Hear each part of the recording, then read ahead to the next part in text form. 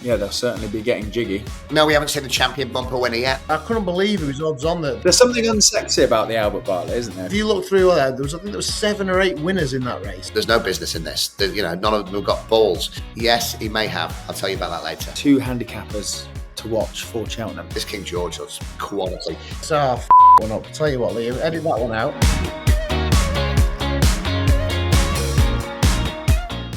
It's on the road to Cheltenham, and every single time I seem to start the episode with just saying what a weekend it was. And we concentrated on the speedsters, the 2-mile champion chases this weekend. We had the Tingle Creek and the Hilly Way, both sides of the Irish Sea. And there's a lot to digest, boys. Heck of a lot. Joel and Frankie have joined us as ever. Obviously, we've got Cheltenham to look forward to this weekend. But what a weekend, and very contrasting fortune, I think it's fair to say. We had Il Etait Temps catapulted to the top of the champion chase market, a 11-4 favourite, as he absolutely eclipsed John Bon and a disappointing load of Sud. And then we had Majborough jumping like a snooker table at Cork the following day, 24 hours later, which means the champion chase, all of a sudden, Frankie, has got a heck of a shake-up. It has, yeah. And obvious to say once the racing's all finished from the weekend, but I'm frustrated. I didn't have my Cheltenham cap on the Punters guide backing Il Etait Temps for a champion chase because I fancied him for the weekend, but wasn't thinking that far ahead. He was really, really impressive. And I'm glad I didn't have a bet on Sunday because if I'm honest, I probably would have backed Madbra because, I was a big fan of him last season. And frustratingly for everyone, doesn't seem like he's learned much about the jumping game, which we'll get onto. But yeah, it was a great weekend. I really enjoyed all the racing this weekend. I thought it was top notch, and there is plenty of Cheltenham clues on offer as well. A little plug for the Punters guide, Joel, because obviously I know Frankie had a winning nap last week or 2 weeks ago, and both you and I jumped in big fans of O'Connell this weekend. So you've got to join us on a Friday to get the winners.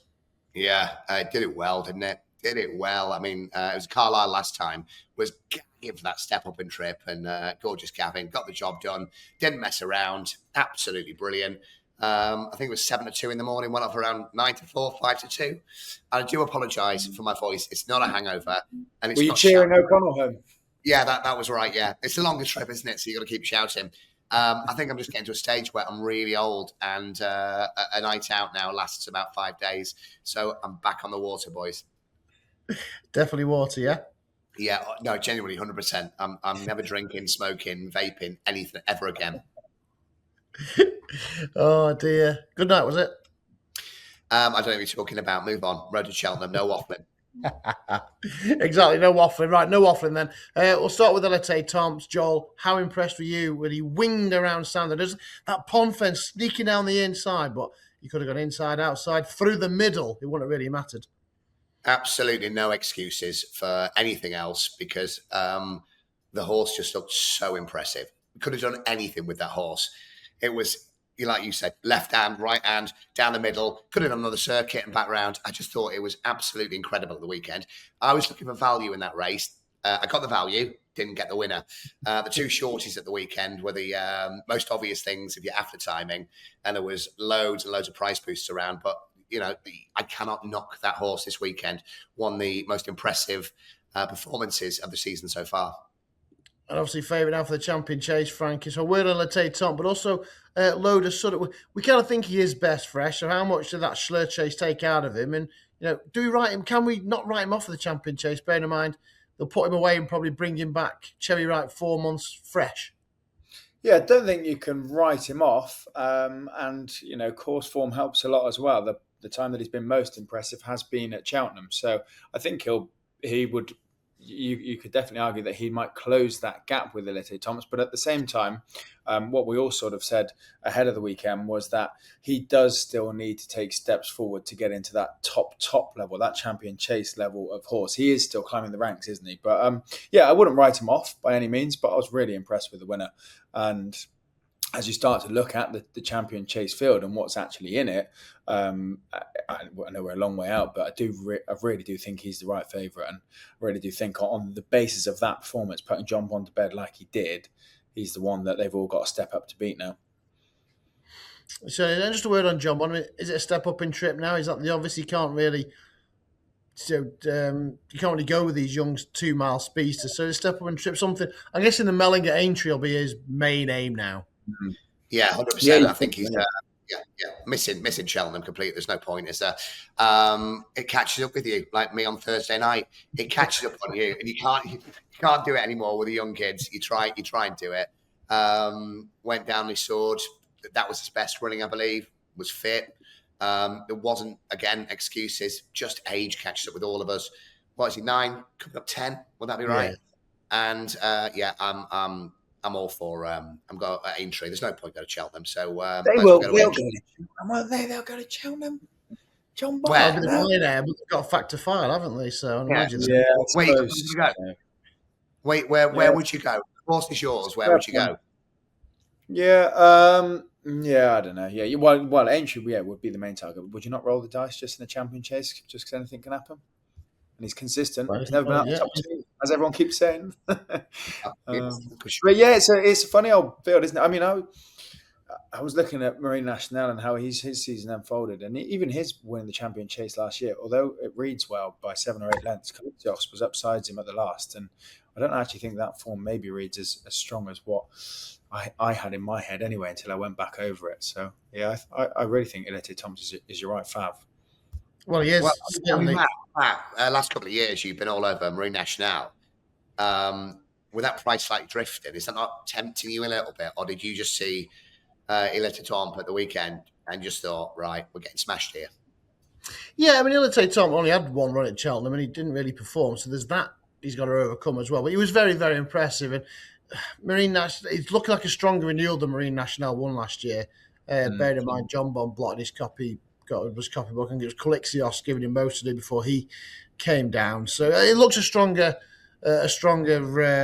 generation, doesn't it? A stronger year for the speedster chasers. So I'm still a big fan of Marine Nationale, but he still was around about 4-1, 9-2. He's still pretty short enough, and we'll just see what happens when we see him next time over Christmas.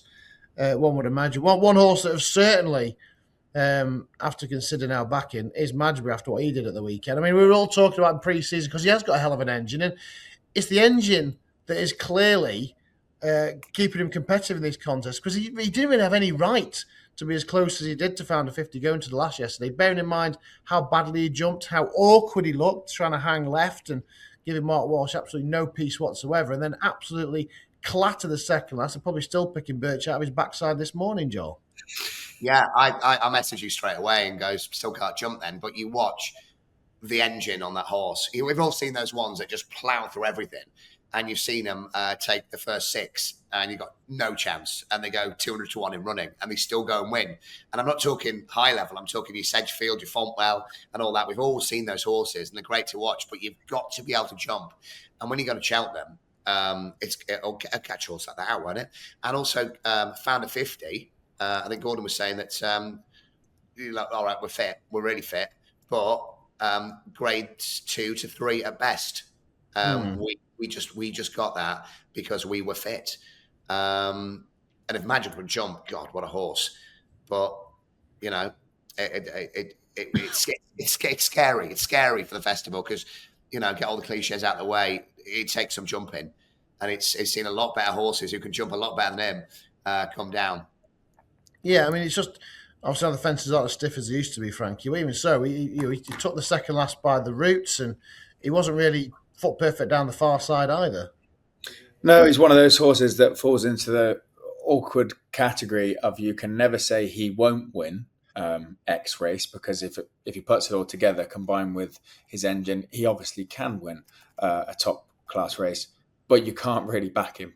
And you spend the whole time saying, he's hard to back because he can't jump, but one of these days he probably will put it together and win. And I think he falls into that category for me. I certainly wouldn't be backing him. Just like as we keep saying, you've got to jump, especially in the sort of top flight races, and especially at Cheltenham. If you get out of rhythm at Cheltenham in one of these quick chasing races, then you can be out the game pretty quickly. So he doesn't jump well enough, really, is what we found out, or what we still know. So could he go up and trip just a slower pace, help him get over them? Well, he did. He originally said he was unbelievable that he won a Triumph, didn't he? Because he always said he's a Gold Cup horse for the future. So I'm guessing that's maybe the idea. I don't think they'd do it because it's too much shuffling around, but it's not completely out of the question that Fact File could come back and he could go up. Don't think. Yeah. No. I mean, out of all of these, you want Constitution Hill to come back and Sergino runs it. It's the first time ever. That's what you want, because this was Sergino's target. I presume we're going Christmas hurdle, and then champion hurdle with Sergino. That's the vibes. But if Constitution Hill suddenly got up and went, Nicky, I can now jump, Sergino would be the bet in this. But there's no point taking 8-1. I think it was this morning. On when Hendo's trying to do a Mullins already with the bingo, unless the owner's on. I don't know. Well, the interesting one, you mentioned Sergino then, because will they, with statement out owned by the Donnellys, will they decide if Constitution Hill can't continue to jump, that they will go champion hurdle route, because they may just have a champion chaser in the waiting next year themselves. Lua Lambert, very impressive, of course, in the end of the 8th Novices chair. I say very impressive. Just pitched a little bit at the first. Wasn't really taking a cut of the ditch at the second. He did warm up. He skipped over the railway fences, and he won an absolute hat canter, Frankie. He did, yeah. I was really impressed with him, and I was happy to be proven wrong, to be honest. I said I won't back him until he proves he can do it in a better race, and he certainly did that. He was super, wasn't he?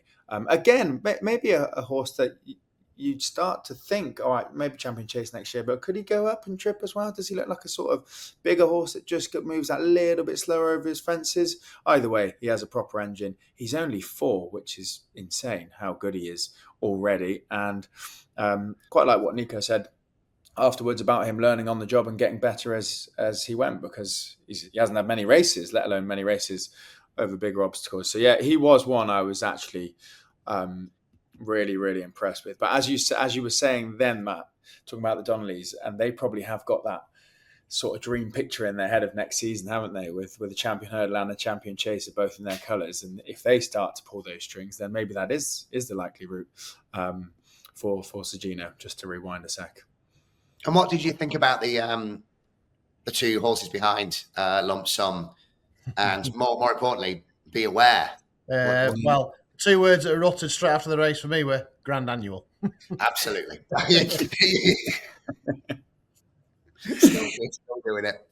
I mean, they were giving him £6 as well. Lua Lambert was getting £6, so there's that to bear in mind. I thought they both ran reasonably well, considering what could prove to have a very thankless task. And just looking at the Arco mark as well, we've got Cobet the board, but what do you make of Calaconte? Could the mare go forward for the Arco? I mean, she just absolutely slammed.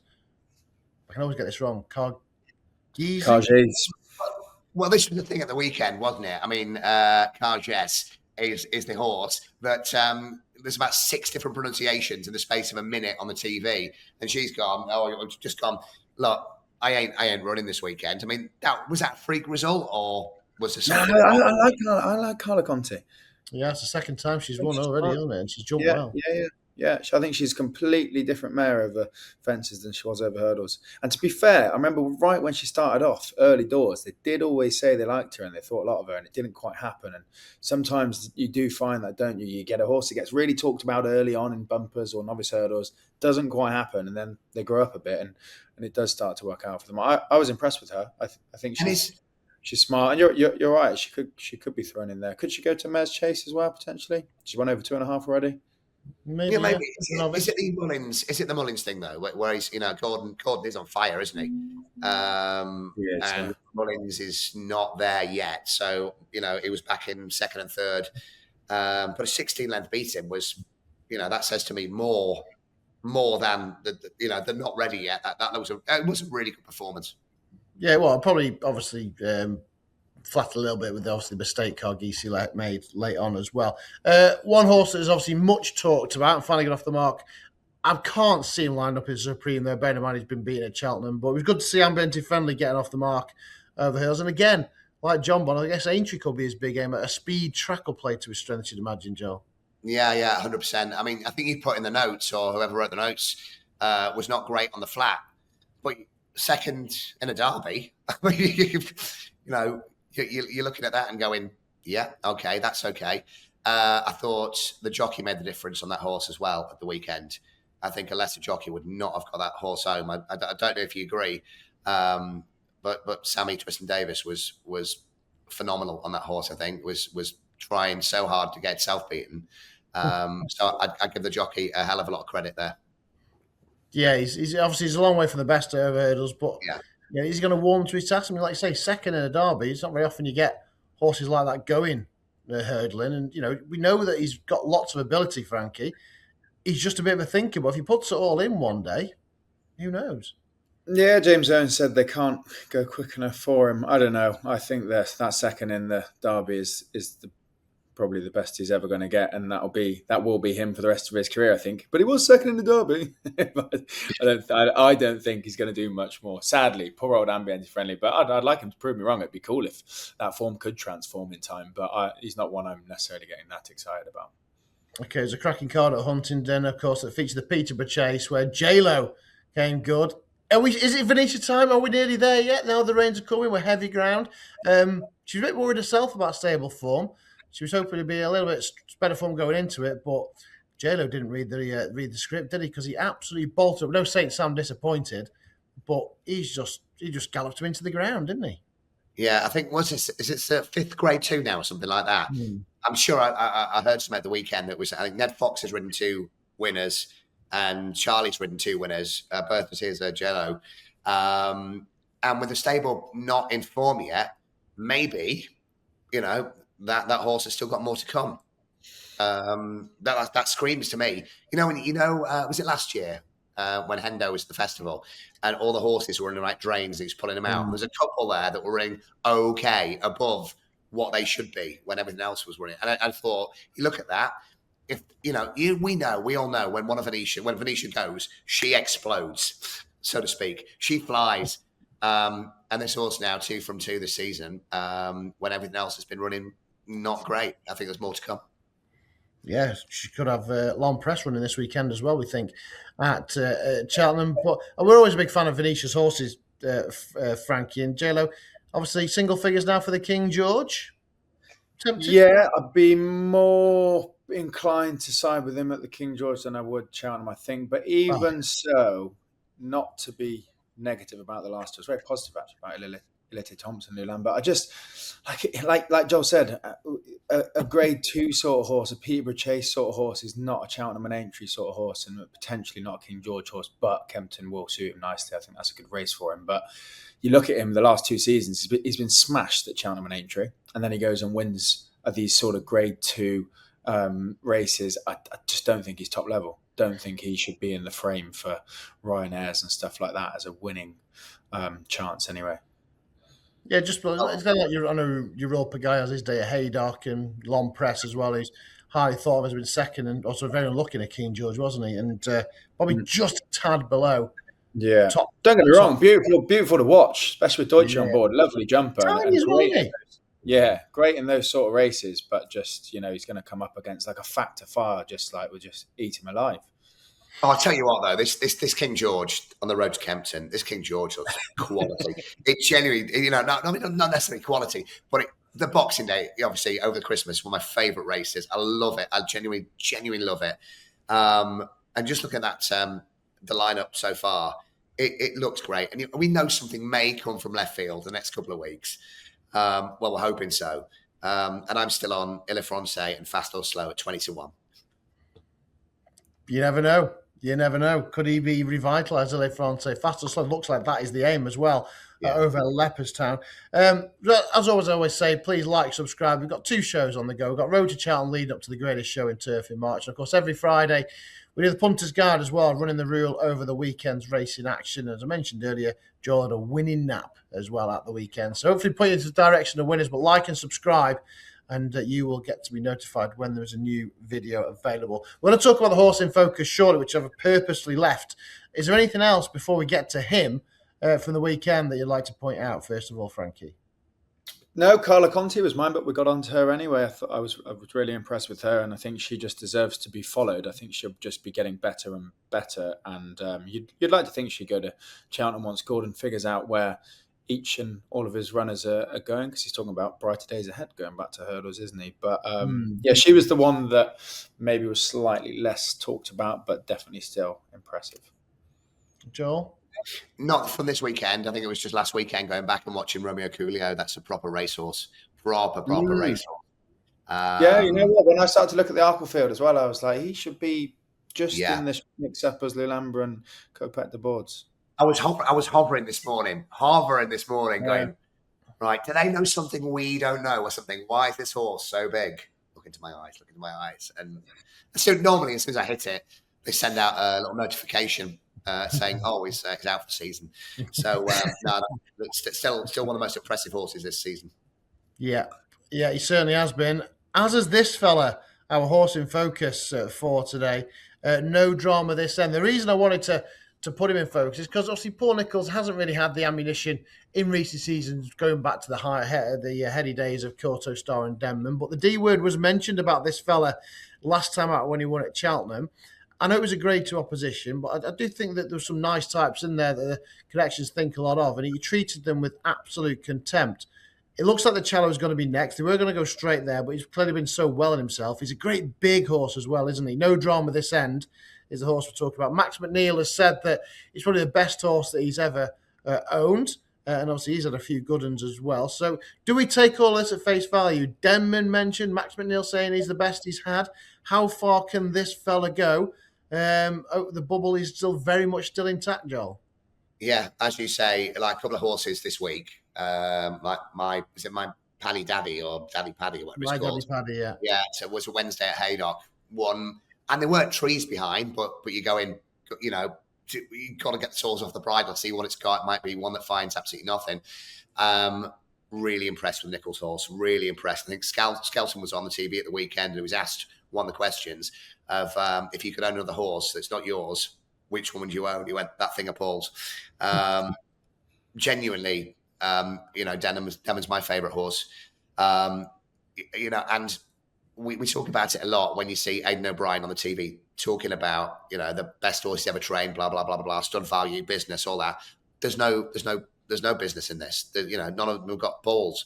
So you know, there's no point because you're only got to come out there on your face, aren't you? And he did retract that thing a couple of years ago, maybe 3 years ago, when he was talking about what was the horse?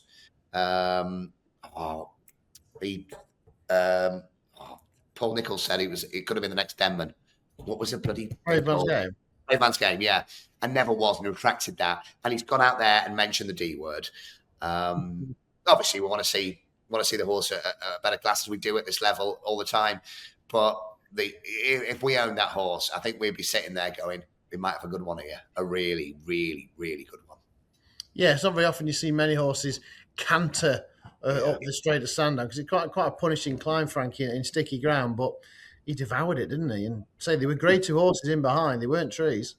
Yeah, no, he's really impressive, really, really impressive. And just the way he popped over his hurdles as well. Like you said, he's a real big horse and he was almost just stepping over them in his stride. He seemed to make it look effortless. And then, yeah, you couple that with already getting a win at Cheltenham under his belt. He went around there really nicely.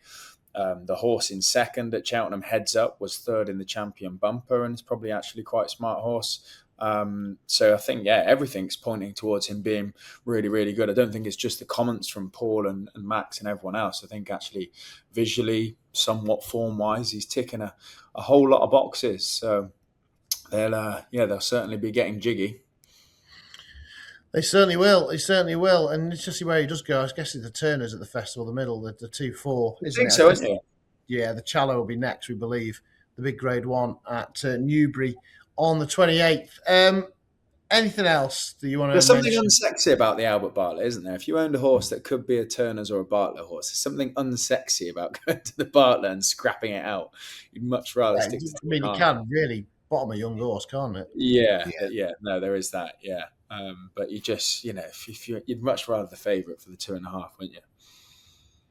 Certainly. We haven't seen the champion bumper winner yet. No, we really haven't. I think it was Huntingdon yesterday. Do you know what? I thought that was a very deep race. I couldn't believe it was odds on that. Obviously, I know it's because it was William Paddy. It was odds on, but if you look through all that, I think there was 7 or 8 winners in that race listed. Mare's bumper. I couldn't believe that she was odds on.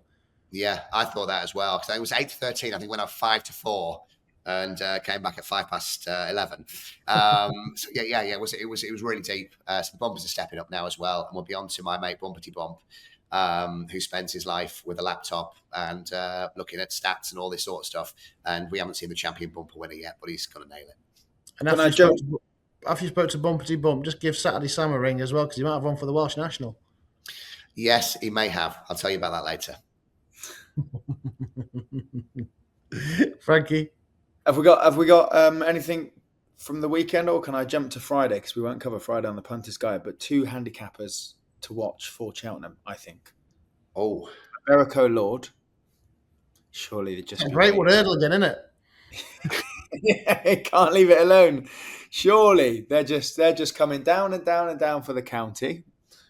And then the short go, I'd be interested to see what he does in the market. He was fancied and backed at the start of the season at Cheltenham, and having that not worked out for them and them getting closer to the festival, and he did run in the Ultima last year, could he just sort of hover around the low 130 mark and sneak in as an Ultima shout? They're both horses that could run well on Friday, but if they don't, I don't think I'd give up on them for the festival. Okay. Is that Erico Lord to go chasing? Did he even have offences? He did, and was terrible. And, and then hasn't done anything since, but you would predict that might be something to do with his high mark in the 140s that needs to come down. Yes, well, all is well with the world, because we're back on the cross-country course on Friday for the first time since March, so something to look forward to there at Cheltenham. Right, boys, thanks very much. That was a look back. Obviously, there's something about those speed chases in the 2 miles, especially, I mentioned the Punters Guide winging the way around Sandown. It's a little bit different at Cheltenham, a bit more of a stamina test, but the speed that they showed at Il Etait Temps, Lambert, absolutely faultless. And we look forward to see what they can do for the rest of the season, heading to the festival in March. Right, join us Friday. We'll run the rule over all the action at Cheltenham this weekend. I think it's Doncaster as well, isn't it? We're going to look forward to it. Cheltenham, a brilliant weekend of action. So join us on the Punters Guide this Friday. We'll try and find you a few winners there. So make sure you join us, and we will see you right then.